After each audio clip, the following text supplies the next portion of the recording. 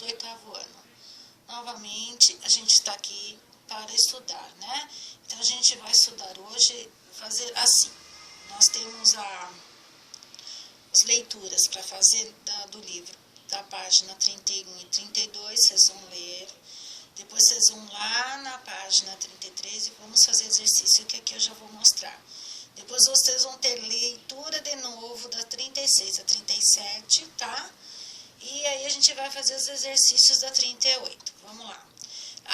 Presta atenção que quando vocês forem ler a 36 e a 37, é uma crônica, tá? Eu vou trazer para vocês aqui o que é crônica, tá? Porque no livro não tem, a gente vai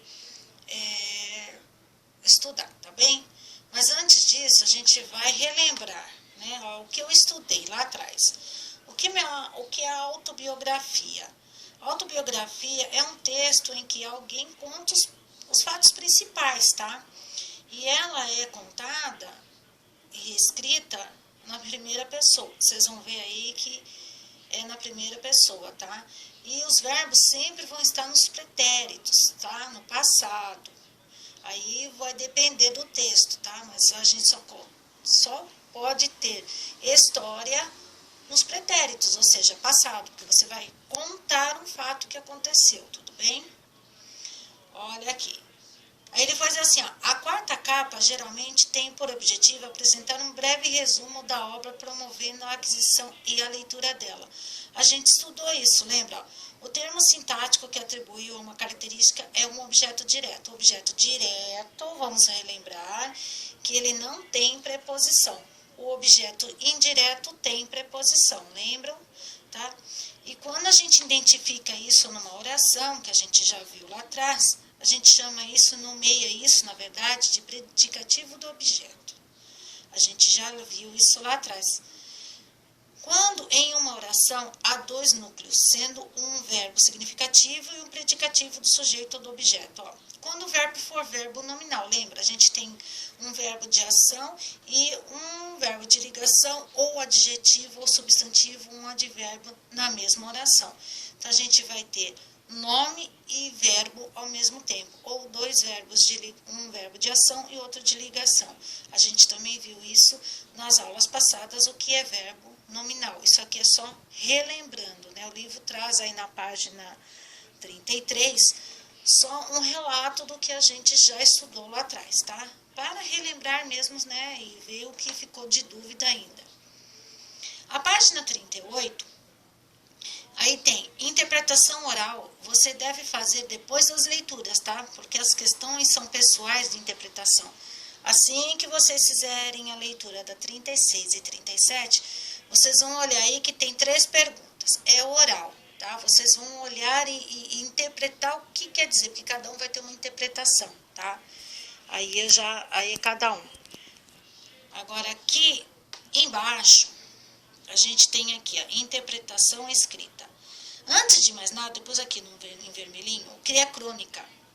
Para vocês situarem o que é uma crônica, que na hora que forem ler o texto, já saber o que vocês vão fazer, né?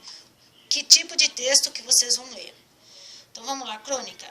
É um substantivo feminino, tá? É uma história de compilação de fatos históricos apresentados segundo a ordem de seção do tempo. Originalmente, a crônica limita-se de relatos verídicos, nobres, e reflete na vida social, política, os costumes cotidianos. Na verdade, é uma pequena, vamos dizer assim, um pequeno relato, tá? Do que acontece, pode ser da vida social, política, costume cotidiano, tá? De um fato teatral, de uma novela.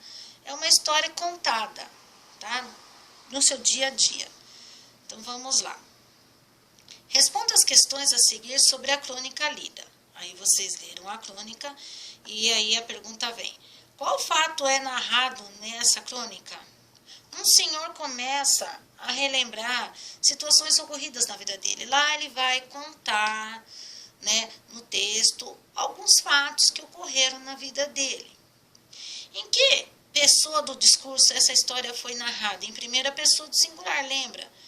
Por que eu falo isso? Lembra que, voltando lá nos nossos pronomes do caso reto, né?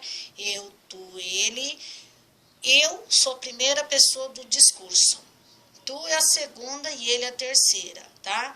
Nós vai ser quem? Nós todos em plural. Primeira pessoa do plural. Vós, saindo eu, entrando todos vocês, é segunda pessoa do plural. E eles é a terceira pessoa do plural, ok? Então, aqui é narrado em primeira pessoa, ou seja, quando você conta a sua própria história, você só pode ser a primeira pessoa, não a segunda. Então, que você está relatando a sua própria história. É como se você fosse fazer a sua autobiografia, você vai contar de você para um terceiro que vai ler, tá? Por que quando a gente escreve um livro, alguma coisa que vai ser publicada, a gente diz que a gente escreve para a terceira pessoa? Porque não é só duas que vão ler. Isso vai, milhares de pessoas leem. Então, a gente sempre coloca em terceira pessoa, tá? Mas quando a gente relata a nossa própria história, escreve, é primeira pessoa. Agora, se eu escrever isso para o meu irmão, um amigo meu, então é para a segunda pessoa, ok? Ó, copie um trecho do texto que justifique sua resposta. Você tem que comprovar que isso é verdade, tá? Que é em primeira pessoa. Então, a gente achou um trecho aqui dizendo que realmente isso é verdade, ó. Dei-me conta de que estava velho cerca de 25 anos atrás, ou seja, é a fala dele, que transcreveu nesse texto, tudo bem? Então, aqui comprova que realmente o texto que vocês leram é em primeira pessoa, tá? Sempre vocês têm que comprovar que é verdade, tá? Sempre justificando no próprio texto o trecho que vocês afirmaram que realmente é a primeira pessoa. Vamos lá. Qual é o personagem principal dessa história? O idoso, que relembra as situações da sua vida. É possível identificar quando a história se passa? Não. O tempo não é identificado aí, tá? Que conflito pessoal o personagem principal dessa crônica vivencia? E por que esse conflito ocorre? O fato de ser considerado pelas pessoas um idoso. Então, as pessoas consideram ele um idoso, então o fato nessa crônica vai ser contado o quê? Relembrando das coisas que aconteceram no passado para ele, ok? A gente fica aqui e na próxima aula a gente retoma. Não esqueçam de ler os textos direitinho, ok?